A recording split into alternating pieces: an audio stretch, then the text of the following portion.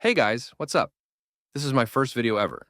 I have always been fascinated about Reddit horror stories, and I thought why not share my obsession with you? So let's dive into creepy Reddit stories about real life demonic encounters. The night I realized demons live among us. Hello, Reddit.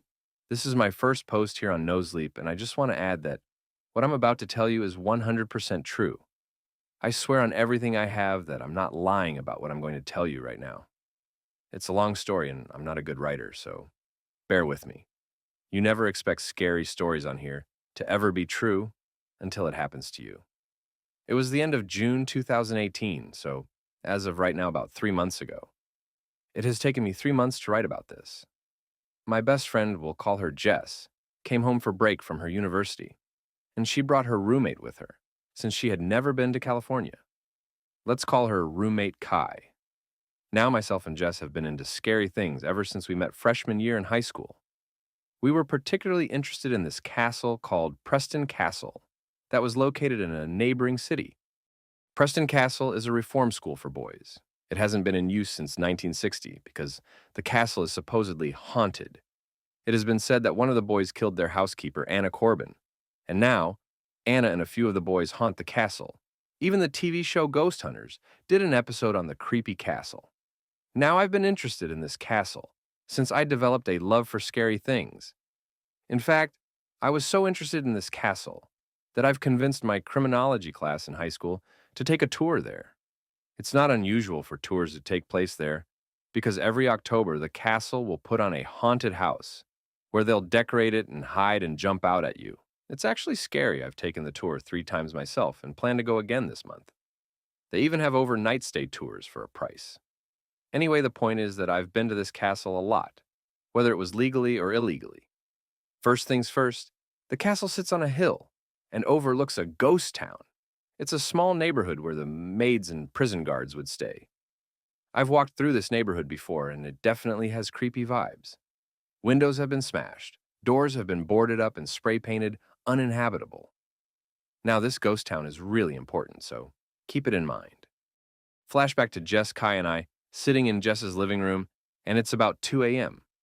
We're telling Kai scary stories when Jess and I get this crazy good idea to take her to Preston Castle. It's only an hour drive, so why not? We pack flashlights and head out to the town of Ione. We hop into my car, I'm driving, Kai is sitting in the passenger seat, and Jess is sitting behind me. As we pull up to the castle, I immediately get a sick feeling in my stomach. Mind you, I've been on tours and have come to the castle countless number of times, but I have never felt this bad about it. The original plan was to get out of the car and walk around. As I drove up that driveway, I just kept getting sicker and sicker, but Mama didn't raise no bitch, so if the girls were going to get out, then so was I. As I get to the top of the driveway, I hear Jess say, "Hey guys, I really don't want to get out," which made me very relieved. So we decided to just sit in the car and shine our flashlights out the window. After Kai had seen enough, I turn around and start driving back down towards the ghost town. We notice a cat crossing the street, so I stop to let it pass. Real quick, when you drive away from the castle and back down the driveway, the ghost town is to the left of you. The way the cat crossed the street had our heads turned in the direction of the ghost town. Okay, back to the story. So, being the girls we are, we're shining our flashlights on this cat, and we're oohing and awing, but then something down the road about 15 yards behind the cat catches my eye. It's crossing the street. At this point, didn't know if my mind was playing tricks on me or what. So I kept my flashlight on the cat, but I didn't take my eyes away from this thing I was looking at. Now, what I saw still gives me the creeps to this day. At first, I thought it was an animal, but as my eyes adjusted, I saw that it was a human. It looked like a shadow, but I could see its rib cage, and it had abnormally long arms and legs. The way it was walking still brings tears to my eyes. It was hunched over in a plank and walked on all fours. But the way it moved was like an army crawl, but about a foot and a half off the ground. It moved extremely slow and took its time with every step. I watched it for about a minute, and it really only took 2 slow steps. I was in shock. I couldn't believe what I was seeing. I remember being mesmerized, and I had tunnel vision, and Jess and Kai started to sound like Charlie Brown's teacher. And then reality hit. I heard Jess as clear as day say, "Wait a second," and I watched, terrified, as her flashlight moved from the cat over to the creature I was looking at. I heard Jess scream, and then I started to scream. Because it finally hit me that what I was seeing wasn't in my head, Jess saw it too. This thing turned its head to look at us. And I wish I had something more scary to say, but the truth is, as soon as it looked at me, I drove off. I didn't even stop at the stop sign in fear that this thing could actually be fast and was chasing us. I drove until I hit a well-lit gas station, and I stopped there to catch my breath. Unfortunately, that's where this story ends. I had my theory of what it was. It could have been a naked man on drugs, but that doesn't explain the abnormally long limbs. It wasn't until I was talking to a family relative, and what she said to me scared me to death. She said, "You know when demons inhabit a body, it's like a newborn baby? It doesn't know how to walk and it can't fit into the body until it becomes comfortable in its newfound skin. That could explain why it was crawling so strangely and why it had longer limbs." You can believe this story or not, but I swear to you that I am not lying about that night. I truly believe that what I saw that night was demonic, and it scares me even more, knowing that I'll be going back there for their Halloween tour. I can try to keep you guys updated. Maybe I'll even record a video of where everything happened and show you how creepy the castle really is. There's been a demon haunting me for 17 years. This story is completely true. Read and enjoy.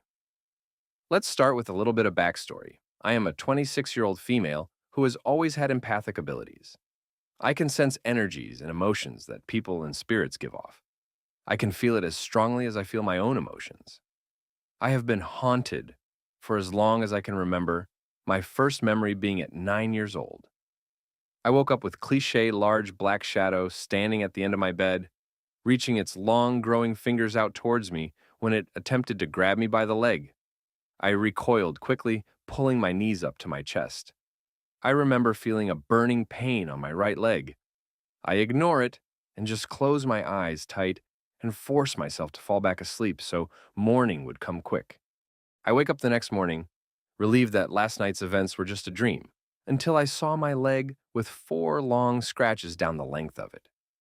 From then on, I was hyper aware of everything around me. This is when I remember my empathic abilities starting. I'm sure they were there all along. This was just the pivotal moment that made me aware of it. I have had a million experiences since this, but I'm just going to tell you of one for now. The one that scares me the most. Fast forward 6 agonizing years later, my father and mother had divorced when I was 11. My father got custody, remarried, and moved us into a new house, where my brother and sister had their own rooms on the main floor, and me and my 2 step siblings had bedrooms in the semi-finished basement. Now, my father was extremely abusive. He was abusive in every way you can be. I know what you're probably thinking, and yes, even that way. That's a whole other story.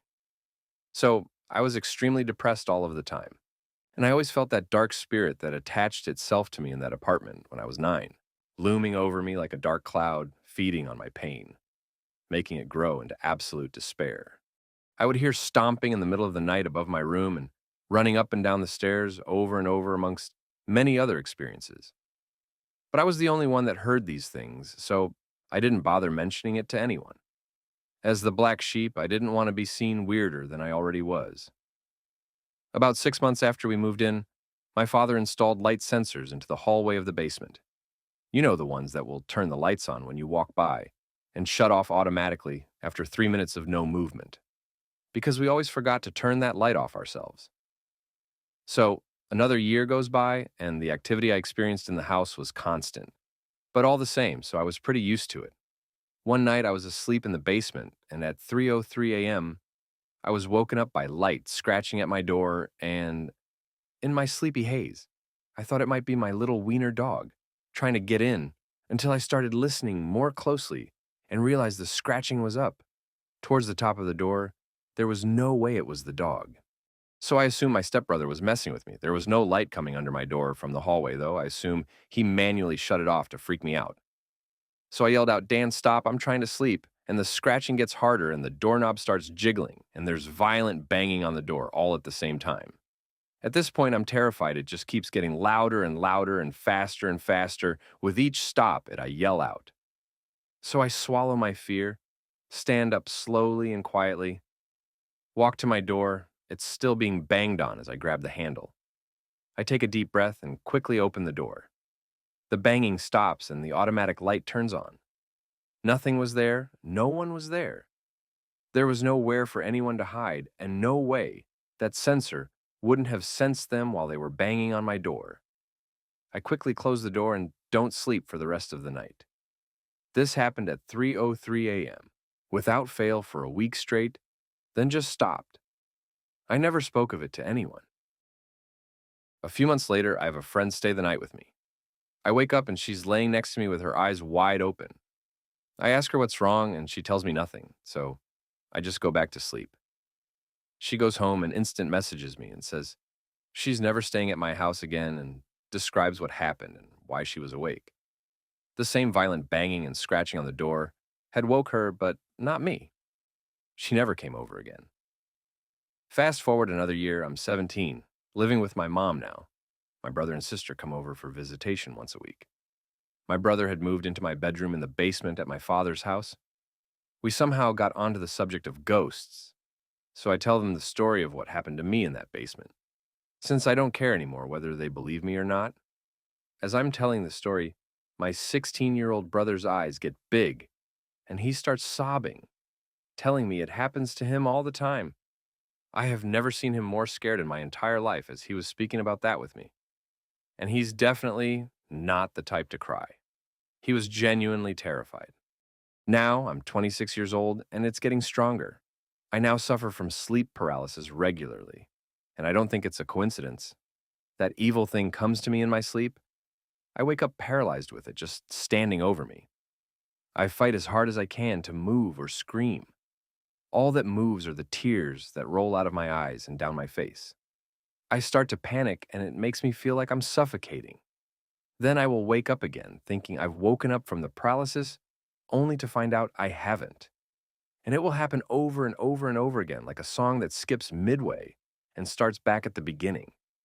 You haven't felt fear until you've had sleep paralysis. It feels like being buried alive in a straitjacket, the claustrophobia of a tiny coffin closing in on you, the struggle to breathe under 6 feet of dirt, not to mention that suffocating anxiety of not able to move or do anything about what's happening to you.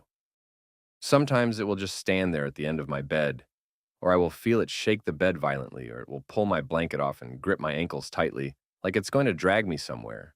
But almost all the time, I hear it speaking my name over in a low, raspy, almost growling whisper.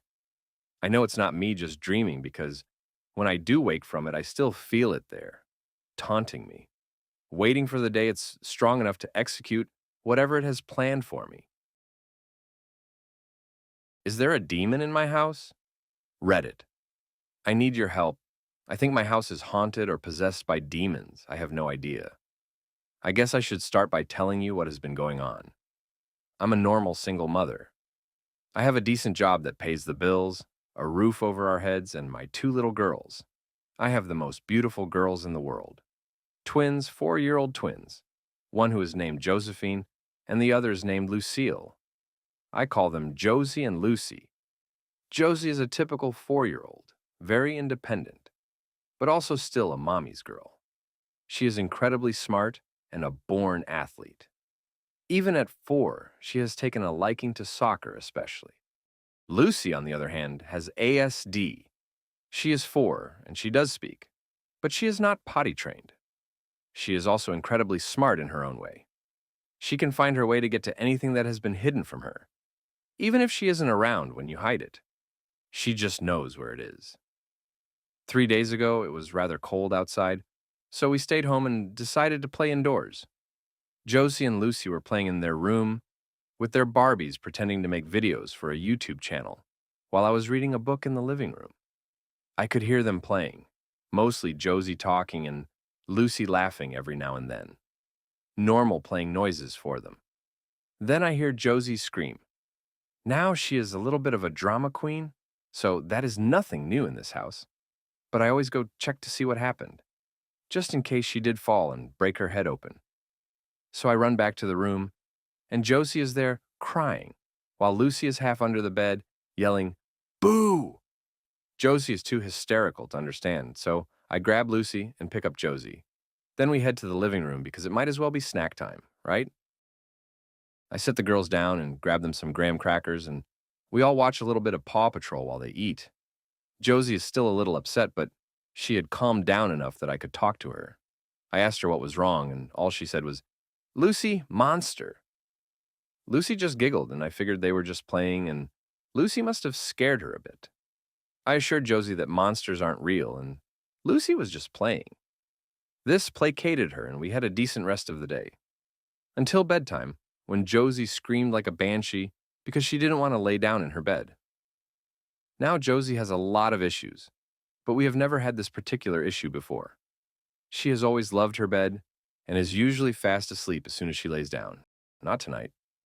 While Lucy laid down in her bed for the first time ever without a fight, Josie was throwing a snot-flinging tantrum.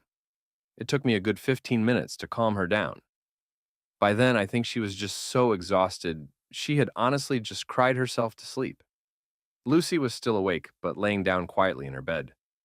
I went back to the living room figuring I would lose myself in a book until Lucy fell asleep. And then I heard her, starting quietly, but getting louder. Lucy in her room saying boo, boo, boo, over and over again. I got up and walked to their room because I did not want to repeat that bedtime with Josie again. I was halfway there when I heard a loud bang, and then I heard Josie scream, and Lucy started giggling. I was at their room in no time flat, and I was a bit shocked at what was in there. Josie had somehow ended up halfway across the floor. Maybe she had fallen off of her bed and rolled, while Lucy was in her bed smiling and giggling. I scooped up Josie, trying to console her, while also check her over for bumps. No bruises that I could see, but she did have a red mark on her back.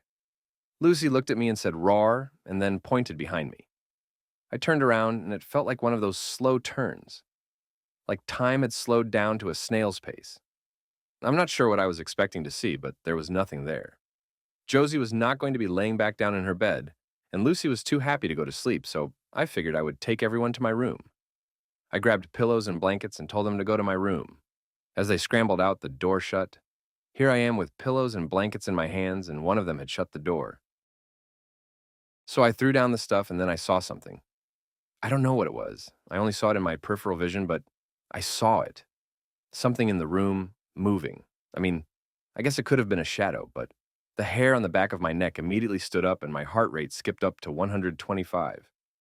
I was expecting the door to not open like a horror movie, but it did, thankfully. I hurried to my room with them and got them comfortable in my bed. Then I heard the footsteps, in my hallway, outside of my door. There was someone walking around outside of my bedroom door. I froze. Thankfully, I had locked my door after the little freak out of seeing shadows in their room, because my door started to rattle. I had my cell phone out quicker than you could say 911 and had the cops on the way. I didn't want to wake up the girls, so I sat in front of my door, trying to barricade it until the cops got there, which was in no time flat. I was hesitant to leave the twins alone in the bedroom, so I opened my bedroom window and gave them the house key. They came in and they searched everywhere. They didn't find anything, not even a trace of anything. No forced entryways, no footprints, nothing.